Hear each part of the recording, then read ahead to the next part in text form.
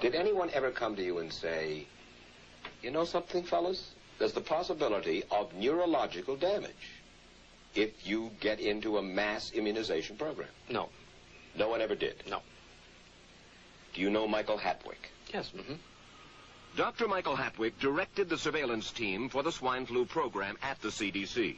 His job was to find out what possible complications could arise from taking the shot and to report his findings to those in charge.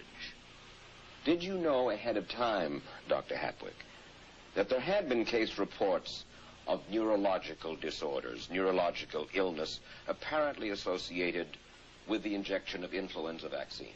Absolutely. You did? Yes. How'd you know that? By review of the literature. So you told your superiors, the men in charge of the swine flu immunization program, about the possibility of neurological disorders? Absolutely. What would you say if I told you that your superiors say that you never told them about the possibility of neurological complications? That's nonsense. I can't believe that they would say that they did not know that there were neurological illnesses associated with influenza vaccination. That simply is not true. We did know that. I've said that Dr. Hatwick had never told me of his feelings on this subject. And he's lying. I guess you would have to make that assumption. Then why does this report from your own agency, dated July 1976, list neurological complications as a possibility? I think the consensus of the scientific community was that the evidence relating neurologic disorders to influenza immunization was such that they did not feel that this association was a real one. You didn't feel it was necessary to tell the people that information? I think that over the years we have tried to inform the American people as fully as possible.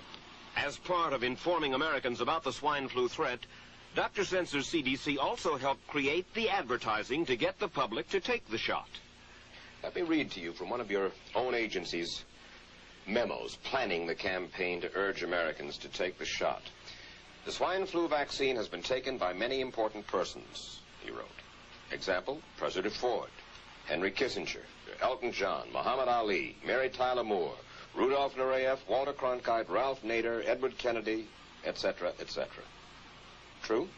I'm not familiar with that particular piece of paper, but I do know that at least of that group, President Ford did take the vaccination. Did you talk to these people beforehand to find out if they planned to take the shot? I did not know. Did anybody? I do not know. Did you get permission to use their names in your campaign? I do not know. Mary, did you take a swine flu shot? No, I did not. Did you give them permission to use your name saying that you had or were going to? Absolutely not. Never did. Did you ask your own doctor about taking the swine flu shot? Yes, and at the time he thought it might be a good idea. But I resisted it because I was leery of having the symptoms that sometimes go with that kind of inoculation. So you didn't? No, I didn't. Have you spoken to your doctor since? Yes. And? He's delighted that I didn't take that shot. You're in charge. Somebody's in charge. This is your advertising strategy that I have a copy of here. Who's it signed by? This one is unsigned. But you'll acknowledge that it was your baby, so to speak. It could have been from the Department of Health, Education, and Welfare. It could be from CDC. I don't know. I'll be happy to take responsibility for it. It's been 3 years now since you fell ill with GBS, right? Right. Has the federal government, in your estimation, played fair with you about your claim? No, I don't think so. It seems to be dragging on and on and on, and really no end in sight that I can see at this point. With respect to the cases of Guillain-Barré, allegedly... Former Secretary of HEW Joseph Califano, too, was disturbed that there was no end in sight. So a year and a half ago, he promised that Uncle Sam would cut the bureaucratic red tape for victims suffering from GBS and would pay up quickly. We shouldn't hold them to an impossible or too difficult standard of proving that they were hurt.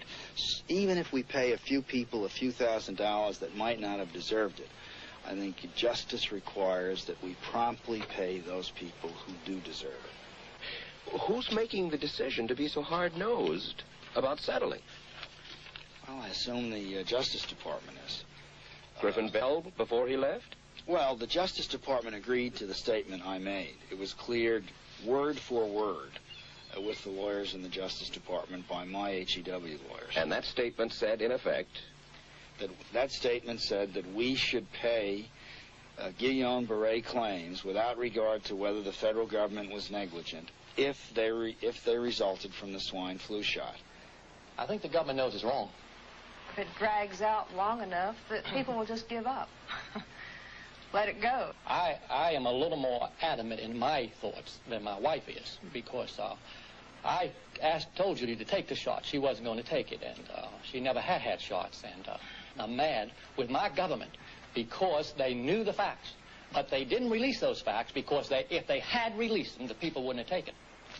And they can come out tomorrow and tell me there's going to be an epidemic, and they can drop off like flies next to me. I will not take another shot that my government tells me to take. Meantime, Judy Roberts and some 4,000 others like her are still waiting for their day in court.